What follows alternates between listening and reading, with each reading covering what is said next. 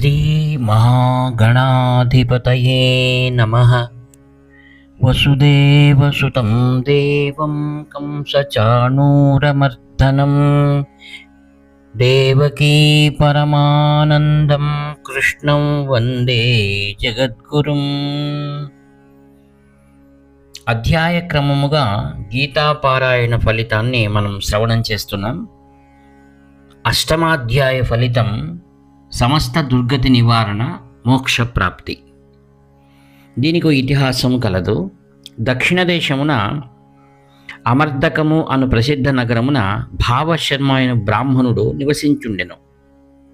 అతడు పెక్కు అనుచిత కార్యమును నడుచుచు జీవితమును భ్రష్టమనర్చుకొనెను. వేశ్యాలోలుడై మధుమాంసములను కూడా భక్షించుచుండెను. కాలక్రమమున అతడు అజీర్ణ వ్యాధిచే పీడితుడై మరణించి త్రాటికల్లును గూర్చిన సంస్కారం వలన ఒకానొక చోట తాటి చెట్టే జన్మించెను. ఇట్లుండా కుశీవలుడైన బ్రాహ్మణుడు దానం అధికముగా పరిగ్రహించుచు ధర్మకార్యం రెవ్యూ చేయక జీవితమును గడుపుచు కాలవశం మృత్యువాతపడి బ్రహ్మరాక్షసుడై జన్మించెను. అతని భార్యకు కుమతియు బ్రహ్మరక్కసి అయి పుట్టెను. వారిరువురును ఆ తాటి చెట్టు నీడ క్రింద కూర్చుని ఉండా భార్య భర్తతో, నాథ, మనకి బ్రహ్మరాక్షస రూపం ఎట్లు పోగలదని ప్రశ్నింప, భర్త బ్రహ్మ విద్యోపదేశము చేతను, ఆధ్యాత్మిక విచారణ చేతను, కర్మము యొక్క రహస్య మెరగొట చేతను తొలగిపోగలదు అని నుడివెను. ఆ వాక్యములు విని భార్యకు కుమ్మతి, కిం తద్బ్రహ్మ, కిం అధ్యాత్మం, కిం కర్మ పురుషోత్తమ, బ్రహ్మమనగానేమి, అధ్యాత్మమనగా నెయ్యది, కర్మము యొక్క తత్వమేది అని ప్రశ్నించి అప్రయత్నముగా గీత అష్టమాధ్యాయం యొక్క ప్రథమ శ్లోక పూర్వార్ధమును సంస్మరించెను. ఆ గీతావాక్యం యొక్క శ్రవణము మాత్రము చేతనే తాటి చెట్టుగానున్న భావశర్మయు, బ్రహ్మరాక్షసుడుగానున్న కుశీలవలుడును, స్మరణ మాత్రముచే కుశీవలని భార్యయు విముక్తులై నిజరూపములను బడిసిరి.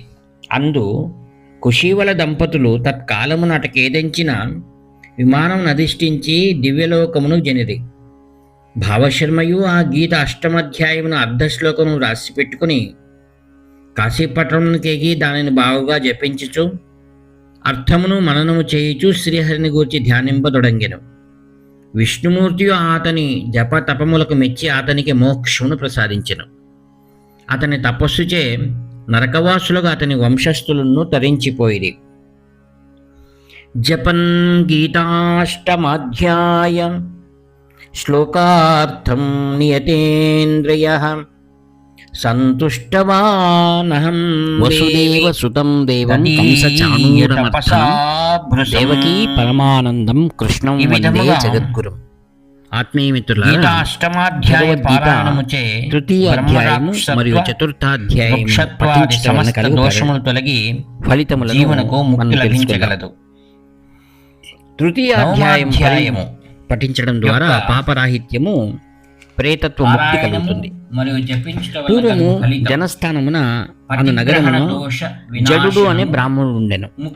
అతడు తన జాతికి తగిన ఆచారమును పరిత్యజించి నర్మదా నదీ తీరమున విషయలోలుడై ధనాశపరుడై వ్యాపార నిమిత్తము మాధవుడు జన్మెను. అతడు గొప్ప విద్వాంసుడు, మార్గ మధ్యమున ఒక మరియు ధర్మ ప్రవృత్తి కలవాడు. చోరులతని చంపి అతడు ఒక యాగము చేయదల పాపాత్ముడు ఒకటిచే మరణానంతరం మేకను తెచ్చెను. కొంతకాలం నాకు తండ్రికి ఉత్తరక్రియలు జరుపుటకై కాశీయాగం పోవచ్చు త్రోవలో తన తండ్రి వధింపబడి వృక్షము కింద కూర్చుని గీత 3వ అధ్యాయము పారాయణం నీకును పట్టగలదు అని అధ్యాయం సగీతాయా తృతీయం. అంతటా బ్రాహ్మణుని కోరికపై ఆ మేక తన వెంటనే ఆకాశమున తన తండ్రి భయంకర ప్రేతదేహమును వీడి, ఓ విప్రుడా, దివ్య విమానరూఢుడు, పూర్వము నీ వల్లనే నేనున్ను బ్రాహ్మణ వంశమున జన్మించి నీకు దేవత్వం లభించడం కారణమేమి? ఒకనాడు నా పుత్రుడు రోగగ్రస్తుడు కాగా నా భార్య యొక్క ప్రేరణచే రోగశాంతి కొరకై ఒక మేకను చండికాదేవికి బలి ఇచ్చితిని. ఇక నీవు మేక యొక్క హృదయ విదారక దృశ్యమును చూచుచున్న దాని తల్లి నన్ను మేక జన్మ ఎత్తులాగుని శపించి పారాయణం చేయుచు తద్వారా అనేక నీచ జన్మలను వంశీయులందరికీ కూడా నరకలోకముందు బాధని నొందుచున్నాను. కుమారుడు అట్లే చేశాడు.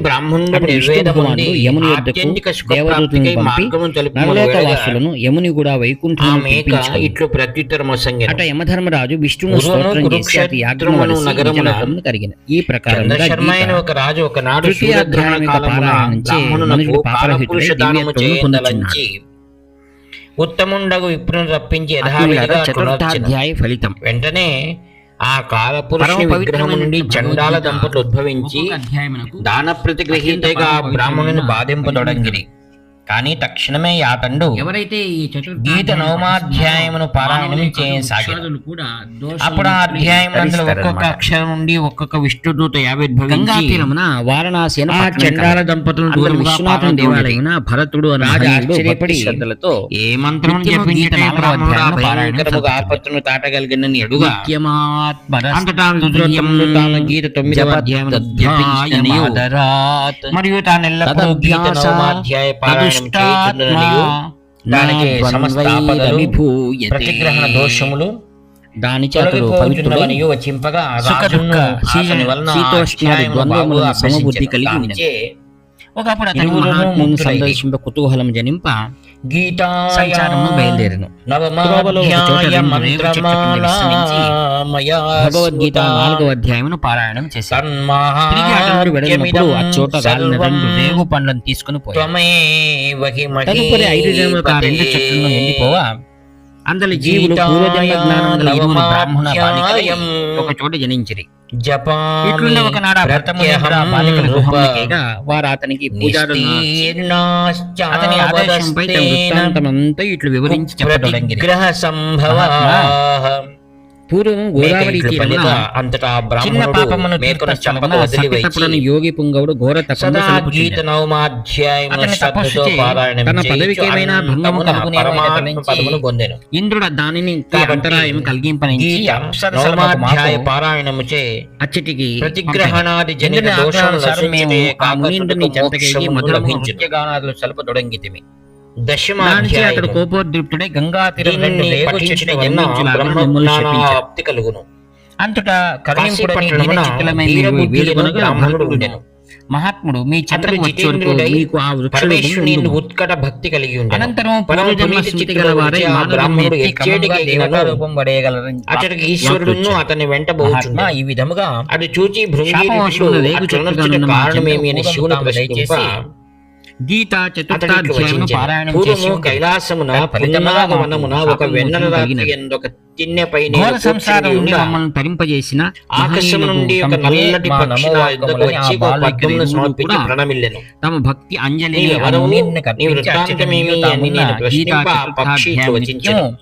ఆదరంతో బ్రహ్మదేవును హంసను సుఖముగా నుండి సౌరాష్ట్ర దేశంలో చతుర్థాధ్యాయం ఒకనాడు నేను ఆకాశమునికి ఎగుర వెంటనే చతుర్థాధ్యాయం వలన నా శరీరము నిలపెక్కెను. ఏల ఇట్లు జరిగిన నేను ఆశ్చర్యముగా చూచిన ఇంతలో ఆ పద్మ సరోవరం నుండి లెమ్ము అను శబ్దం వినపడగా నేనచ్చటికి చూడ ఒక పద్మలత కనిపించెను. ఆ లత నాతో ఇట్లు చెప్పదొడంగెను, నీవు ఆకాశమును ఎగురుచూ నన్ను దాటిపోతివి, తత్ఫలితముగా నీ శరీరము నలుపుదనం పొంది